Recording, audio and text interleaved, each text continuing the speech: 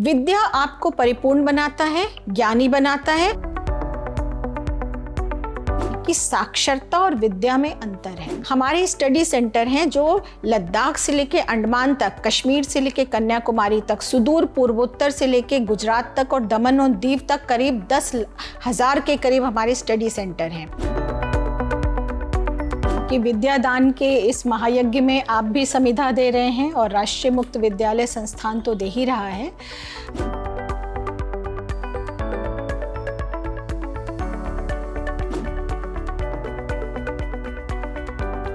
साक्षरता दर 18% जब हम 1951 में थे और उसके बाद अब 78 और 83% 2024 तक पूरा करने की बात हो रही है।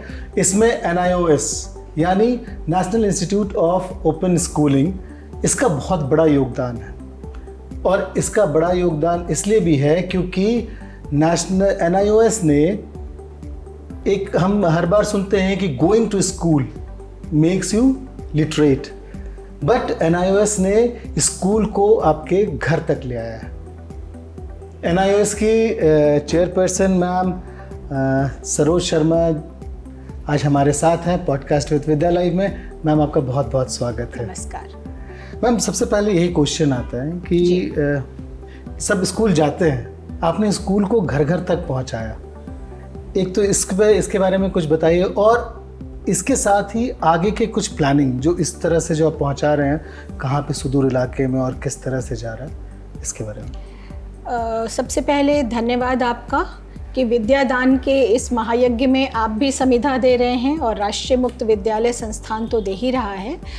भारत सरकार के शिक्षा मंत्रालय के अंतर्गत हम एक स्वायत्तशासी संस्थान हैं और इसका जो प्रारंभ हुआ था, ये जब CBSE से, central board of secondary education से अलग हुआ था, तो इसका मैंडेट एडल्ट एजुकेशन था, वयस्क शिक्षा। बाद में एक ऐसी आवश्यकता महसूस की गई कि एक बड़े तौर पे एक बड़ा प्रतिशत ऐसा है जिसमें बच्चे भी हैं और जिनको हमें एक स्कूली स्ट्रक्चर में लाना बहुत आवश्यक है, तो इसको एक बोर्ड की मान्यता दी गई। ये 1989 में एक बोर्ड बना और हम सर्टिफिकेट प्रदान करने लगे 10वीं और 12वीं की। जैसा कि आपने कहा है कि लिटरेसी रेट हमें बढ़ाना है और आज हम इस अवस्था में पहुंच गए हैं।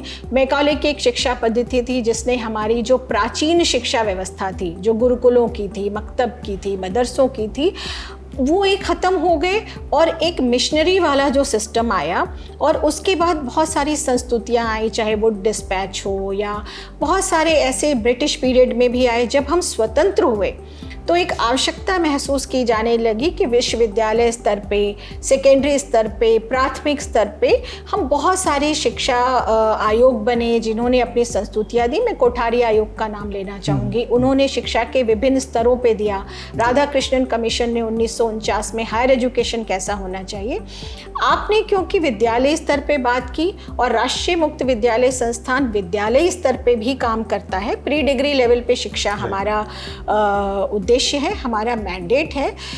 तो आज जब लिटरेसी रेट को बढ़ाने की बात की जा रही है तो यूनेस्को का जो सस्टेनेबल डेवलपमेंट गोल है वो बात करता है कि वर्ष 2030 तक हम 100% साक्षरता पूरे विश्व में ले आएंगे। सारे देश जो यूनेस्को से संबंधित हैं वो इस दिशा में काम कर रहे हैं, मगर एक लंबे इंतज़ार के बाद 1986 के बाद जो न्यू एजुकेशन पॉलिसी थी, आज हम चर्चा कर रहे हैं राष्ट्रीय शिक्षा नीति 2020 की, जिसको हम NEP 2020 भी कहते हैं।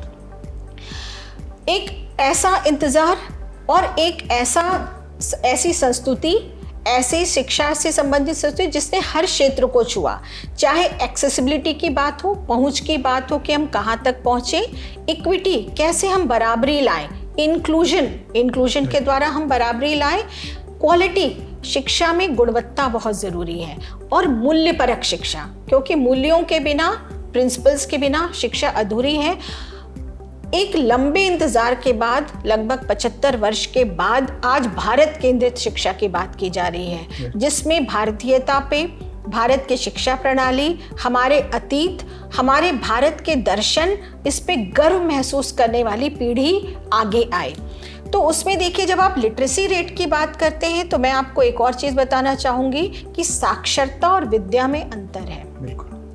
विद्या आपको परिपूर्ण बनाता है, ज्ञानी बनाता है, और साक्षर आपको सिर्फ लिखना पढ़ना सिखाता है।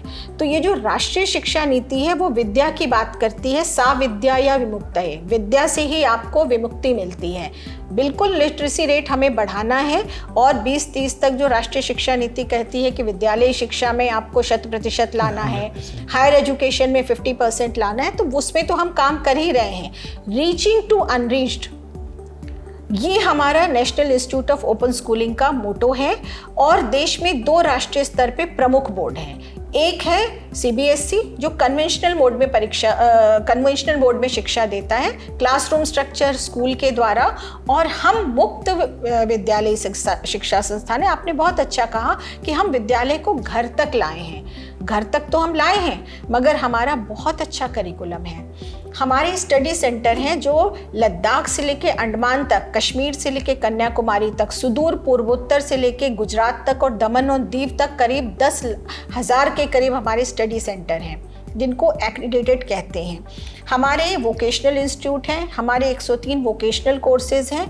तो इस तरीके से पूरे देश में हमारे स्टडी सेंटर्स का ताना बाना है, और चाहे रेगिस्तान हो, करगिल हो, सैनिक हो, हमारे ट्राइबल एरिया हो, हर जगह हमारी पहुंच है। और हम ये चाहते हैं कि ज़्यादा से ज़्यादा वहाँ तक पहुँचे, शिक्षा का प्रकाश ऐसी जगह पहुँचे।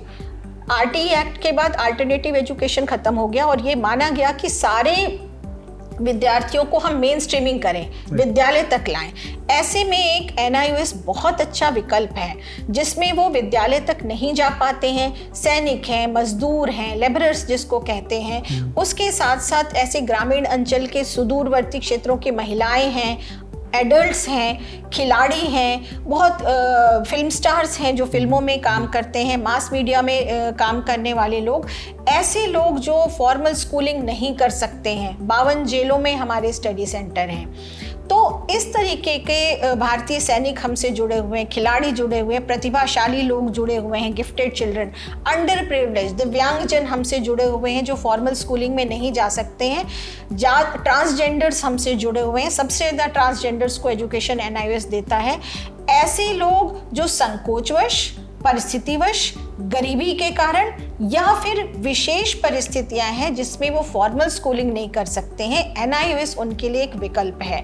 और हम राष्ट्रीय शिक्षा नीति के तहत भारत सरकार के अंतर्गत राष्ट्रीय स्तर पे, और क्योंकि हम नेशनल ओपन स्कूलिंग एक बोर्ड है और हमें एक मैंडेट मिला है कि जो स्टेट ओपन बोर्ड हैं, जो 8 स्टेट ओपन बोर्ड हैं, उनकी भी हैंड होल्डिंग हम कर रहे हैं। तो ओपन एंड डिस्टेंस मोड में NIOS का ये प्रयास है। जिस लिटरेसी रेट की आपने कही, हमारा ये उद्देश्य है कि हम लिटरेसी रेट को निश्चित रूप से तो लाएं 100%, उसमें अपनी संविधा दें, लेकिन साथ साथ जो विद्या है, भारत केंद्रित शिक्षा है, परिपूर्ण मानव बनाना और एक ऐसा जनरेशन तैयार करना जो राष्ट्र की समृद्धि के लिए, राष्ट्र के विकास के लिए और राष्ट्र की उन्नति के लिए लाभदायक हो, ये भी हमारा उद्देश्य है। तो मैम वहाँ पे जब अगर जो गांव और सुदूर इलाके में बोल रहे हैं, बहुत सारे ट्राइबल ऐसे एरियाज़ में बोल रहे हैं, अगर आप कुछ जैसे कुछ नाम है, बड़े नाम हैं जो खुद इससे NIOS से किए, तो यहाँ तक तो ठीक है, पर अगर कोई सुदूर इलाके या किसी गांव में जाता हूँ तो इसमें NIOS कैसे अंदर तक जाते,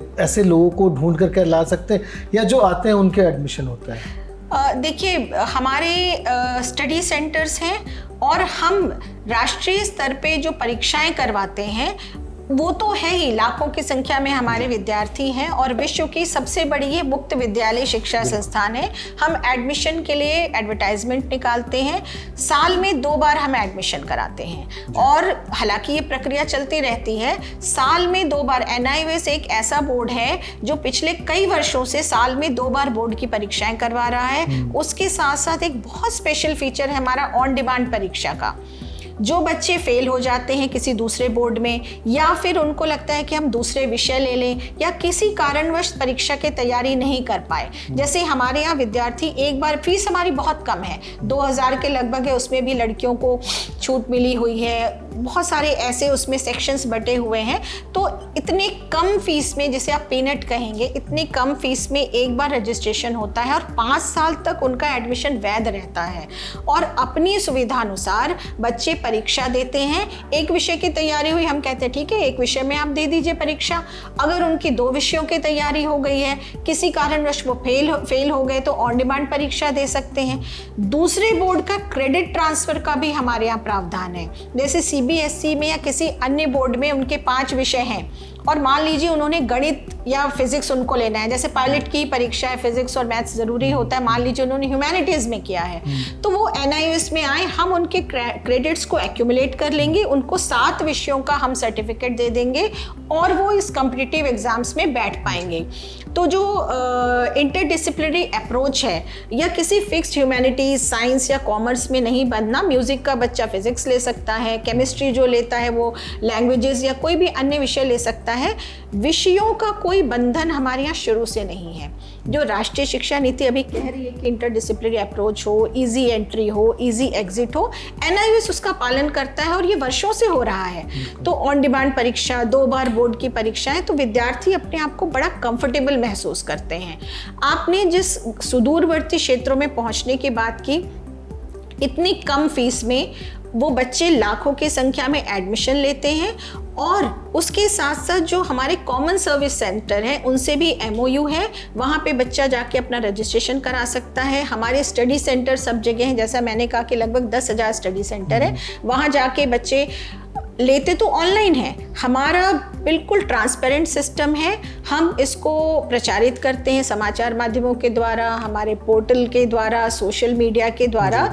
ऑनलाइन बच्चा एडमिशन लेता है, हम उनको एनरोलमेंट नंबर देते हैं और उसकी मर्जी के अनुसार उसको स्टडी सेंटर जो ऑप्शन आते हैं उसके घर के आसपास के 10 किलोमीटर के, 5 किलोमीटर के अंतर्गत, यही उसके एग्ज़ाम सेंटर में भी होता है। हम ध्यान रखते हैं कि सुदूरवर्ती है अगर, तो नियरेस्ट जो उसका एग्ज़ाम सेंटर मिले, नियरेस्ट उसका स्टडी सेंटर मिले, स्टडी सेंटर हम उसके चॉइस पे छोड़ते हैं। तो इतनी सुविधा है। ग्रामीण क्षेत्रों में, सुदूरवर्ती क्षेत्रों में विद्यार्थी अपनी सुविधा अनुसार उसको लेता है और पहुंचने का एक सशक्त माध्यम है। NIOS को लोग जानते भी हैं, हाँ, और प्रसारित करने की आवश्यकता है। और मैं अपील करना चाहूँगी आपसे, आप जैसे मीडिया जनों से, कि NIOS को क्योंकि इतनी सुविधाजनक, इतनी कम फीस में हम विद्यार्थियों को शिक्षा देते हैं, तो ये ज़्यादा से ज़्यादा लोगों तक पहुंचे। और रीचिंग टू अनरीच्ड हमारा मैंडेट है, तो निश्चित रूप से हम हर देश के हर कोने कोने में पहुंचना चाहेंगे और लिटरेसी रेट जो 100% है, NEP का लक्ष्य, हम उसको प्राप्त करने में सक्षम रहेंगे। नहीं, वहाँ तक क्योंकि नाम बहुत अच्छा है, on demand examination, O2 exam कर दे सकते हैं, ODE को, तो O2 एग्जाम है, O2 एडुकेशन हो सकता है। पर ऐसे में आपको नहीं लगता कि बहुत सारे ऐसे इलाके होंगे या बहुत सारे ऐसे लोग होंगे देश में जो ये मात्र 2,000 का फी पे करने में भी सक्षम नहीं हो? जी। और ऐसा आपके पास केसेस आते हैं? देखिए, ये तो एक ऐसा प्रश्न है कि बहुत बड़ी संख्या है ऐसी, लेकिन सरकार, भारत सरकार इस दिशा में पूरी तरह से प्रयासरत है। समग्र शिक्षा एक स्कीम है भारत सरकार की, उसमें राज्य सरकारों को पैसा अलॉट किया गया है और राष्ट्रीय शिक्षा नीति में main streaming of out of school children, जो स्कूली शिक्षा से बाहर हैं, उनको हम कैसे मुख्य धारा में लाएं, इसके लिए प्रावधान है 2,000 रुपये पर स्टूडेंट देने का।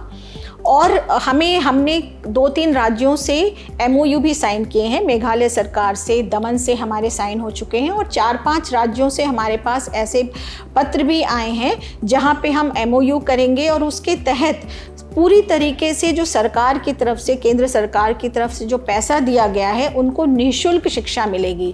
और आपको ये जान के आश्चर्य होगा कि इस जो हम इतनी कम फीस लेते हैं उसमें विद्यार्थी के घर में शिक्षा सामग्री, उसकी पूरी पुस्तकें, जो हमारा पब्लिकेशन विंग है, जो किताबें हम पब्लिश कराते हैं, उसके घर में मिल जाती हैं। तो फीस तो है ही जो इतनी कम है, उसके साथ साथ पूरी की पूरी शिक्षण सामग्री उसको घर में मिलती है। दूसरा, हमने करीब 10,000 के करीब ट्यूटर मार्क असाइनमेंट जो हैं, जो देते हैं, जो इंटरनल मार्किंग होती है, वो भी वो अपलोड करता है वेबसाइट पे। मोबाइल ऐप है, ये सारी सुविधाएं हैं। और साल में 2 बार, जिन मैंने परीक्षाओं की बात की, उसके साथ साथ 30 दिन के लिए काउंसलिंग होती है। जो स्टडी सेंटर है वहाँ पे बच्चे को जो डाउट होता है वो जाके पूछ सकता है। तो फीस कम है, उसके साथ साथ सरकार जो समग्र शिक्षा में सुविधाएं दे रही है, तो ये राज्य सरकारों का भी कर्तव्य है और वहाँ के लोग, और हम इस पे चर्चा करते रहते हैं, केंद्र और राज्य सरकारों में भी चर्चा होती है। MOU मुझे पूरी उम्मीद है कि हम आगे भी करेंगे, जिससे केंद्र सरकार की ये जो योजना है उसका लाभ पूरे देश के बच्चे ले सकें। और फीस की अगर समस्या है तो बिल्कुल NIOS है और शिक्षा मंत्रालय है, बिल्कुल इसका समाधान भी मौजूद है। पर ये जो ऑल्टरनेट एडुकेशन की बात आप कर रही थी, जिस तरह से वो जो 1834 और 25 में जिस तरह से मैक्यूले आया, और उसके बाद हमारी जो अपनी शिक्षा पद्धति थी, एक कल्चर, बहुत रिच कल्चर बोलते, वो कहीं ना कहीं पीछे रह गया। तो क्या वो उसको जोड़कर स्किल एडुकेशन को सामने लाने वाली बात हो रही है? NEP आखिर है क्या मैम? क्योंकि आप NCT से जुड़ी हुई हैं, आप NEP में एक कंसल्टेंट समझ लीजिए, आपकी भी राय रखी गई होगी। जी। तो NEP आखिर कहाँ हमें लेके जाएगी? देखिए, एक जो बहुत महत्वपूर्ण राष्ट्रीय शिक्षा नीति की संस्तुति है वो है स्किल डेवलपमेंट। आजकल वोकेशनल का चलन खत्म हो गया और इसको स्किल कहा जा रहा है। 21st सेंचुरी स्किल की तो बात हो ही रही है, लेकिन शिक्षा रोजगार परक हो। तो जैसा मैंने आपसे बताया कि 103 वोकेशनल कोर्सेज हैं हमारे पास, और NCVT, national council for vocational education and training, ने हमें अवॉर्डिंग बॉडी का दर्जा दिया है। अवॉर्डिंग बॉडी के दर्जा में जो हमारे स्किल कोर्सेज स्टूडेंट्स लेंगे, उनका सर्टिफिकेट ज्वाइंट सर्टिफिकेशन होगा, स्किल इंडिया का, NCVT का और NIOS का, जो उनकी रोजगार की दिशा में बहुत लाभदायक होगा। जो हमारे कोर्सेज हैं वो NSQF अलाइंड हैं, नेशनल स्किल क्वालिफिकेशन फ्रेमवर्क, तो उससे उनको नौकरी लेने में, कॉरपोरेट में, फैक्ट्री में बहुत आसानी होगी। और चाहे एग्रीकल्चर के हों, फैशन टेक्नोलॉजी के हों, मीडिया के हों, हर क्षेत्र के कंप्यूटर बेस्ड वोकेशनल कोर्सेज हमारे पास हैं, तो विद्यार्थी उससे लाभान्वित हो रहे हैं। स्किल में जब आप बात करते हैं तो हमारे ओपन बेसिक एजुकेशन, जो एलिमेंट्री लेवल पे का जो एजुकेशन है, मैंने कहा एडल्ट्स भी इससे जुड़े हुए हैं। और न्यू इंडिया लिटरेसी मिशन जो है, उसके 36 लाख, जो अब उल्लास कहा जाता है शिक्षा मंत्रालय का, 36 लाख अनऑर्गेनाइज्ड सेक्टर के लेबरर्स, उसके साथ साथ जो शिक्षा की जिनके पास सर्टिफिकेशन नहीं है, उनका सर्टिफिकेशन का काम NIOS ने किया है। आशा हेल्थ वर्कर का सर्टिफिकेशन हम करते हैं। तो इस तरीके के इतर काम, DGT से हमारा MOU है, और देश के ITIs जो हैं उनका ज्वाइंट सर्टिफिकेशन हम करते हैं। ITI में जिन बच्चों ने एडमिशन लिया, जिनके पास 10वीं या 12वीं नहीं है, जो वहाँ पे ट्रेनिंग ले रहे हैं, वो हमारे पास आके उनके क्रेडिट को हम ले लेते हैं, एक्यूमुलेट कर देते हैं, और हमारा भाषा विषय वो पढ़ते हैं और सर्टिफिकेशन होता है। तो उड़ीसा सरकार से हमने कुछ महीने पहले MOU किया। हाल ही में कर्नाटका गवर्नमेंट से हमारा MOU साइन हुआ है, उसमें भी उनके ITIs तो हैं ही, साथ ही साथ उन्होंने 36 आउट ऑफ स्कूल चिल्ड्रन के लिए डेडिकेटेड स्कूल असाइन करे हैं, उनको NIOS पढ़ा रहा है। 256 स्कूल उन्होंने आइडेंटिफाई करे हैं जहाँ पे आउट ऑफ स्कूल चिल्ड्रन को वो लेंगे और NIOS से के अंतर्गत वो आएंगे। तो इस कर्नाटक और इनका ITI का है। स्किलिंग का कस्तूरबा गांधी बालिका विद्यालय बहुत अच्छा हमारा गुजरात में और राजस्थान में चल रहा है, वो स्किलिंग का एजुकेशन हमसे ले रहे हैं। तो इस तरीके से तेजस्विनी एक प्रोजेक्ट है वर्ल्ड बैंक का, जो झारखंड में चल रहा है, तो उनका सर्टिफिकेशन भी NIOS ने किया है। तो इस तरीके के रोजगार परक स्किल वाले कोर्स NIOS करा रहा है, और ज़्यादा से ज़्यादा लोग जुड़े तो जो आत्मनिर्भर भारत की संकल्पना है वो निश्चित रूप से पूरी होगी। मैम, ये एक्सपेंडिचर हो, एनरोलमेंट पैटर्न हो, कैपेसिटी यूटिलाइजेशन हो, जी, ये कुछ चीज़ें हैं जो मैं आपको सेकंड पार्ट में पूछूंगा। पर एक सवाल बड़ी चुभती है जी कि NIOS का इतना बृहद पहुँच, जी, और उसके बाद जहाँ पे भी अगर मैं बात करूँ, चाहे लोग बात करते हैं, तो एक फर्स्ट चॉइस क्यों नहीं होता है? देखिए, CBSE बोर्ड हो या आप समझ रहे हैं मेरे सवाल बिल्कुल, का बिल्कुल। कि ये इस तरह से क्यों? और अभी बहुत हाल में ही डायरेक्टरेट ऑफ एजुकेशन का आया कि 2 बार 9th फेल होंगे तो भैया हम आपको अपने पास नहीं रखेंगे, ऐसा करेंगे कि हम NIOS में आपको एनरोल करा देंगे। Why this? देखिए, ये जो आप बात कर रहे हैं कि फर्स्ट चॉइस क्यों नहीं है, मैं इसका उल्टा बोलना चाहूँगी। कर्नाटक में एक बड़ी संख्या में खिलाड़ी जो हैं, चाहे गोपी चंद जी के बच्चे हों, बहुत सारे खिलाड़ी हैं, वो हमारे विद्यार्थी। 52 जिलों में हमारे स्टडी सेंटर हैं, वो हमारे विद्यार्थी हैं। तमिलनाडु गवर्नमेंट के पिछले वर्ष के IIT टॉपर हमारी स्टूडेंट थी, हिमाचल के IIT टॉपर हमारी स्टूडेंट है। तो इस तरीके के माइंडसेट में चेंज आ रहा है। बहुत सारे इंजीनियर, डॉक्टर की प्रोफेशंस की जो तैयारी करना चाह रहे हैं, वो हमारे NIOS उनके लिए एक बहुत अच्छा उत्तर है। जो गुरुकुल हैं, मदरसे हैं, जैन मुनि हैं, बौद्ध मठ हैं, करीब 10,000 के करीब देश में। हमने बूटी भाषा को लिया, दिव्यांगजनों के लिए हमने साइन लैंग्वेज लिया। यूनेस्को ने हमें इसके लिए अवार्ड भी दिया है, किंग सेजोंग अवार्ड। जी हाँ, तो जी हाँ, हमने एक साइन लैंग्वेज को भाषा के तौर पे मान्यता दी है। तो हमारा देखिए, सब अगर भेड़चाल हो जाएंगे तो NIOS की तो अपनी स्पेशलिटी है ना। देश में इतने सारे बोर्ड हैं, वो तो रेगुलर स्कूलिंग का काम कर ही रहे हैं। हमारा उद्देश्य इतर है, जो काम वो नहीं कर रहे हैं वो हम कर रहे हैं। तो हमारी एक अपनी विशिष्टता है, और मुझे लगता है हमें विशिष्टता को बनाए रखना है, क्योंकि हम एम्पल ऑफ चांसेस देते हैं उनको विभिन्न क्षेत्रों में विषय लेने का।